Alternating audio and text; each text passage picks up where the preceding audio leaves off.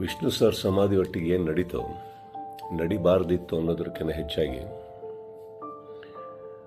ಒಂದೊಂದು ಅರ್ಥ ಭಾಳ ಚೆನ್ನಾಗಿ ಮಾಡ್ಕೋಬೋದು ಇಲ್ಲಿ. ಏನಂದರೆ ಒಬ್ಬೊಬ್ಬರಿಗೆ ಒಂದೊಂದಿಲ್ಲಿ ನಮ್ಮದೇ ರಾಜ್ಯ, ನಮ್ಮದೇ ಊರು, ನಮ್ಮದೇ ಕಲಾವಿದರು. ಸೊ ಹೀಗಿರಬೇಕಾದ್ರೆ ನಾನೆಲ್ಲ ಅಭಿಮಾನಿಗಳಲ್ಲಿ ಕೇಳ್ಕೊಳ್ಳೋದು ಒಂದೇ, ಇನ್ನು ನಾವು ಓಡಾಡಿದ್ದಾಯಿತು, ನೀವುಗಳು ಓಡಾಡಿದ್ದಾಯಿತು, ಎಲ್ಲರಲ್ಲೂ ಮನವಿ ಮಾಡ್ಕೊಂಡಿದ್ದಾಯಿತು, ದಯವಿಟ್ಟು ಇದನ್ನು ಮಾಡಿಕೊಡಿ, ಸ್ವಲ್ಪ ನೋಡಿ. ಯಾಕಂದರೆ ಒಂದು ಅಳಿಲ್ ಶಕ್ತಿ ಬೇಕಾಗಿತ್ತು ಇದನ್ನು, ಈ ಸಮಾಧಿನ ಉಳಿಸ್ಕೊಳ್ಳೋದಕ್ಕೆ.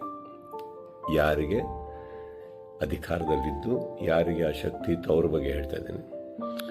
ಸೊ ಅದು ಮಾಡಲಿಲ್ಲ ಅಂದಾಗ ಇನ್ನು ಅವ್ರನ್ನೆಲ್ಲ ವಿಷ್ಣು ಸರ್ನ ನಾವು ನೋಡಿ ಬೆಳ್ಕೊಂಡು ಬಂದಮೇಲೆ ಒಂದಂತೂ ನಾವು ಕಲೀಲೇಬೇಕಾಗಿರೋದು. ಇನ್ನು ಭಿಕ್ಷೆ ಮಾಡೋ ಅವಶ್ಯಕತೆ ಇಲ್ಲ, ಕೇಳ್ಕೊಳ್ಳೋ ಅವಶ್ಯಕತೆ ಇಲ್ಲ, ಕೇಳೋ ಅವಶ್ಯಕತೆನೆಲ್ಲ ಮುಗ್ದೋಯ್ತಲ್ಲ.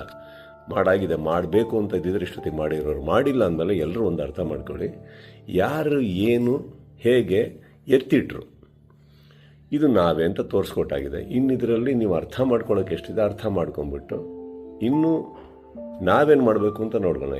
ಈಗ ಮೊನ್ನೆ ನಾವು ವೀರಕಪುತ್ರ ಶ್ರೀನಿವಾಸ್ ಅವ್ರ ಥರನೂ ಮಾತಾಡ್ತಾ ಇದ್ದೆ. ಅವರು ಒಂದಿಷ್ಟು ಯೋಜನೆಗಳು ಹಾಕ್ಕೊಂಡಿದ್ದಾರೆ. ಆದಷ್ಟು ದೊಡ್ಡ ಒಂದು ಪ್ರತಿಮೆ ಕಟ್ಟಬೇಕು ಅಂತ ಇದ್ದಾರೆ. ಅದನ್ನು ಮಾಡೋಣ, ಬೆಟರ್ ಅಲ್ಲ? ಅದನ್ನು ಮಾಡೋಕ್ಕೆ ನನ್ನ ಸಂಪೂರ್ಣ ನಾನೇನು ಮಾಡಬೇಕು ಖಂಡಿತ ನನ್ನ ಕಡೆಯಿಂದ ನಾನು ಮಾಡೇ ಮಾಡ್ತೀನಿ. ಎಲ್ಲರಿಗೂ ಒಂದು ನೋವಾಗಿದೆ ಅನ್ನೋದು ಒಂದು ಗೊತ್ತು. ರಾತ್ರಿ ಅದು ನಡೆದಾಗ ಹೇಳಿತನವೂ ಹೌದು, ಮಾಡಿದವ್ರದ್ದು ಬಿಡಿ.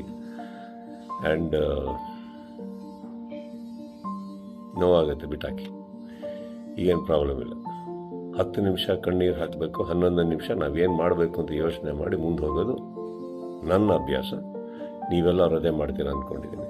ಕೈ ಚಾಚಿದ್ದು ಸಾಕು, ಇನ್ನೇನು ಮಾಡಬೇಕು ನಾವು ಮಾಡೋಣ.